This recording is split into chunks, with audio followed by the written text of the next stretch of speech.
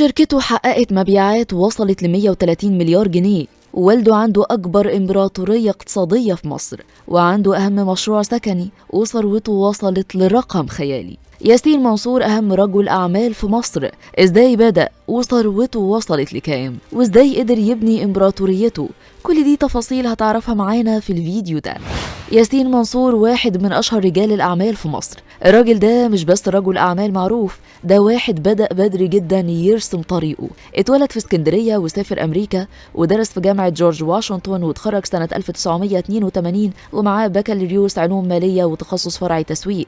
وعلى فكرة ياسين هو واحد من عائلة منصور أصحاب أكبر شركات العربيات اللي أسسها والده لطفي منصور سنة 1952، واللي بقت مع الوقت واحدة من أكبر الكيانات الاقتصادية في مصر. العيلة عدت بمرحلة صعبة جدا وقت التأميم في الستينات، لكن رجعوا أقوى من الأول ووسعوا شغلهم في مجالات كتير. ناس كتير فاكرة إن قصة ياسين بدأت بعد وفاة والده سنة 1986 لما المجموعة اتقسمت بينه وبين إخواته، لكن الحقيقة إنه كان في قلب الشغل من قبل كده بسنين. كان بيتعلم يدخل في التفاصيل ويفهم السوق من جوه مش بس من المكتب. أول محطة فارقة بجد كانت مع بالم هيلز للتعمير. الشركة بدأت سنة 1997 ومن مشروع صغير لفكرة كبيرة اتحولت لواحدة من أكبر شركات التطوير العقاري في مصر والمنطقة، والنهاردة عندها محفظة أراضي أكتر من 29 مليون متر مربع، منهم 11.6 مليون متر مطورين فعلياً.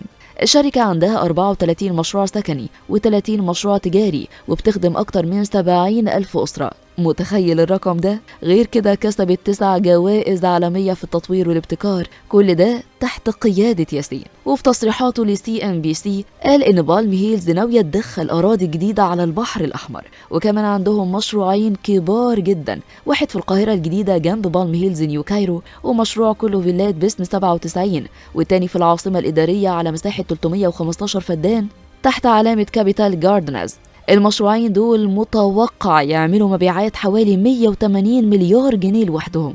ولما تبص على أرقام الشركة في أول 9 شهور من 2025 تلاقي إنها حققت 182 مليار جنيه مبيعات، بزيادة 40% عن السنة اللي قبلها، ومتوقع توصل ما بين 210 و 220 مليار جنيه. وخليني أقول لك كمان إن المبيعات اللي حققتها الشركة دي في أول 9 شهور من سنة 2024 وصلت ل 182 مليار جنيه، وفي نفس الفترة دي من سنة 2025 وصلت المبيعات ل 130 مليار جنيه. وده نجاح لوحده محتاج يتدرس للمطورين العقاريين الجدد عشان يعرفوا أصول التسويق، لكن عموما ده مش جديد على ياسين. وغير بالم هيلز هو موجود في مجالس إدارات كتير زي كريدي أجريكول مصر، وكمان ليه استثمارات متنوعة في معدات تقيلة لفنادق لمجالات غذائية، وكمان هو موزع حصري لعلامات زي ماكدونالدز في مصر. وحسب مجلة فوربس ياسين منصور من أغنى 5 رجال أعمال في مصر، وثروته بتوصل لحوالي 1.2 مليار دولار. لكن القصة مش رقم وخلاص، القصة إدارة وتوسع وقرارات جريئة. والحقيقة إن ياسين منصور مش مجرد اسم من عيلة كبيرة ولا مجرد ثروة ورثها، دي قصة واحد اشتغل وكبر شغله ووسع دايرته وخد قرارات كبيرة في توقيتات حساسة.